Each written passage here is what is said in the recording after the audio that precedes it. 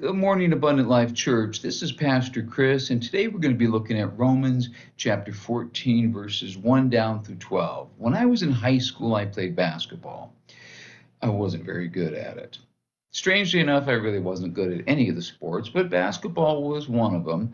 And my dad had been a basketball referee for years, for as long as I can remember. And sure enough, one night he got scheduled to work one of our games. Well, this was a bit of a problem for Dad. He went over to the other coach and he told them, all right, you see number 33 on that team? Yeah. He said, that's my son. And the coach said, uh, is that going to be an issue? And my dad laughed and said, you've obviously never seen him play.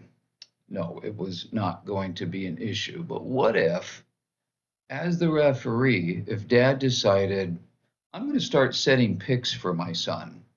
What if instead of tossing the ball up on the opening tip, he just handed it to me and said, go run? If my dad tried to help me win, would that be fair? Of course not.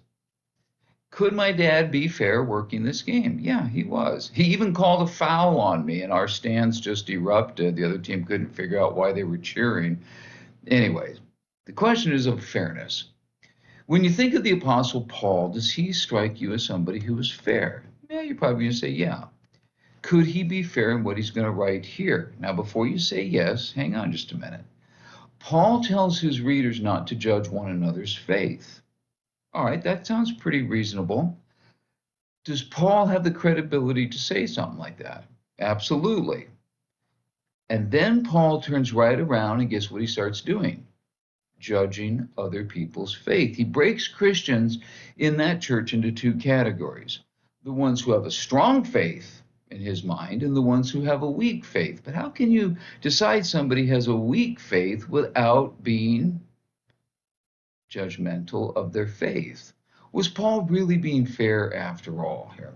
Well, there was tension in this Roman church because some Christians went ahead and ate certain meats, and others didn't because they thought, good Christians shouldn't eat meat. That's just like in the Corinthian church that had been sacrificed to idols.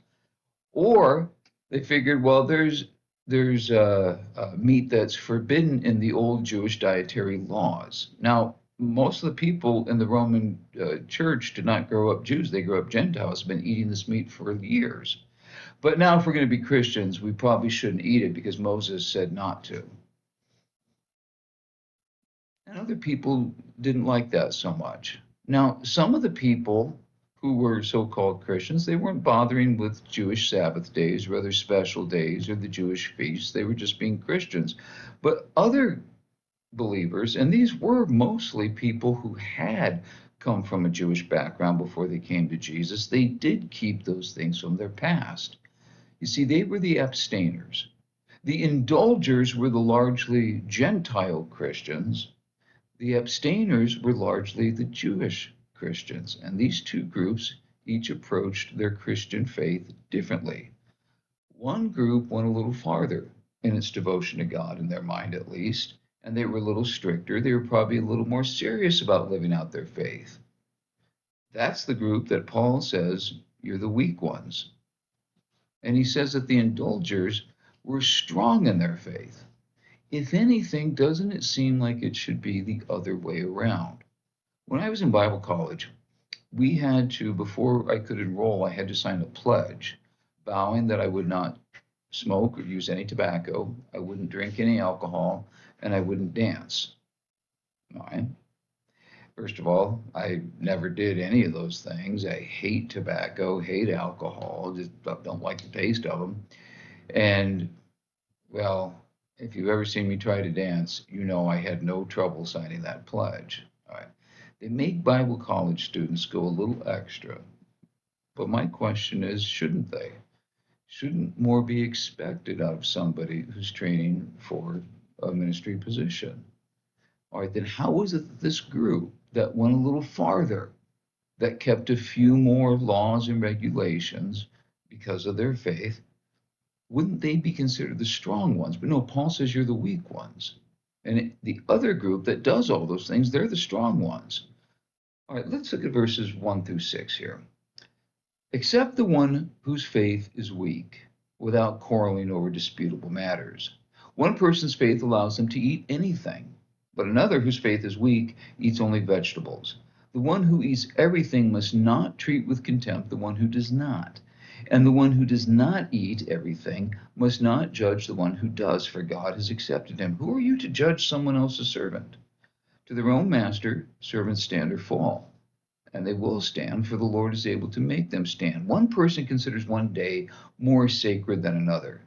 Another considers every day alike. Each of them should be fully convinced in their own mind. Whoever regards one day as special does so to the Lord. Whoever eats meat does so to the Lord, for they give thanks to God. And whoever abstains does so for the Lord, for they give thanks to God.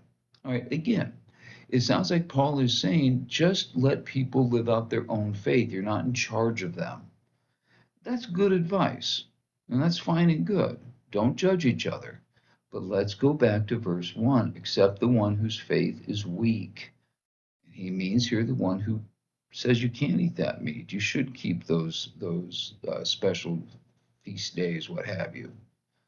How can you say that they're weak without judging their faith? This seems like a bit of a conundrum. Well, I think the answer is going to be found in our next session. So until then, have a great day.